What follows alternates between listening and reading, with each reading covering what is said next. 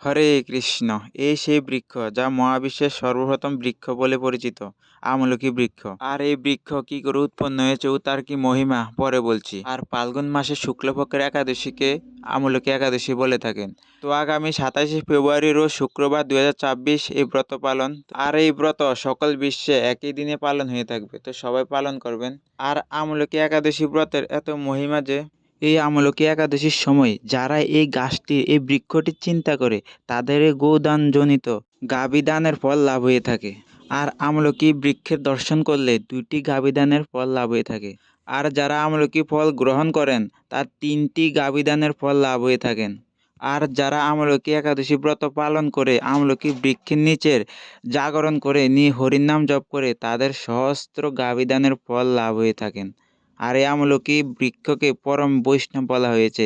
তো সবাই এই বিশেষ দিনে আমলকি একাদশী ব্রত পালন করবেন। আর যাদের সম্ভব আমলকি একাদশীর দিন আমলকি ফল ভগবানকে নিবেদন করে প্রসাদ করে সবাই গ্রহণ করার চেষ্টা করবেন। আর এই আমলকি বৃক্ষটি উৎপন্ন হয়েছিল ভগবানের মুখরবিন্দু থেকে। এক বিন্দু জল ভূমিতে পড়েছিল, সেই জল বিন্দু থেকেই একটি বিশাল আমলকি বৃক্ষ উৎপন্ন হয়েছিল। আর সেই বৃক্ষটি হলো মহাবিশ্বের প্রথম বৃক্ষ, যার নাম আমলকি বৃক্ষ নামে পরিচিত। আর তার জন্যই আমলকি বৃক্ষের এত মহিমা।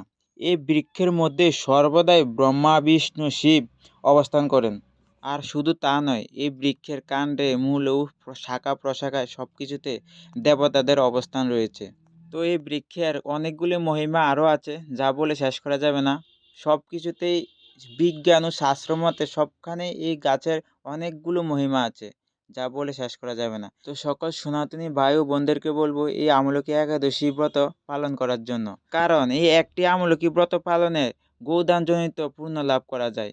গোদান না করে গোদানের পুণ্য লাভ করা যায় এত সহজে। তো সবাই আমলকি ব্রতটি পালন করবেন। সবাই তো জানেন কিভাবে পালন করতে হয়।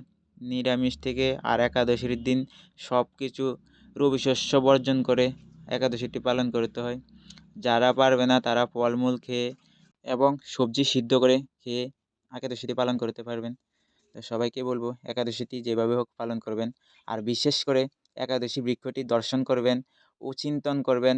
যদি পারেন আমলকি ফলটি সংগ্রহ করে ভগবানকে নিবেদন করে তারপরে আপনি গ্রহণ করবেন, যে গ্রহণে আপনি 3টি গোদানের ফল লাভ পাবেন। আর সর্বশেষে বলবো এই আমলকি বৃক্ষটি কালকে একাদশীর দিন দেখার জন্য ভিডিওটিকে লাইক বা শেয়ার করে রাখুন, যাতে কালকে একাদশীর সময় আপনি ওই বৃক্ষটি দর্শন করে পুণ্য লাভ করতে পারেন। সব কিছুই সম্ভব যদি ভগবানকে স্মরণ করে করা হয়। হরে কৃষ্ণ, রাধে রাধে।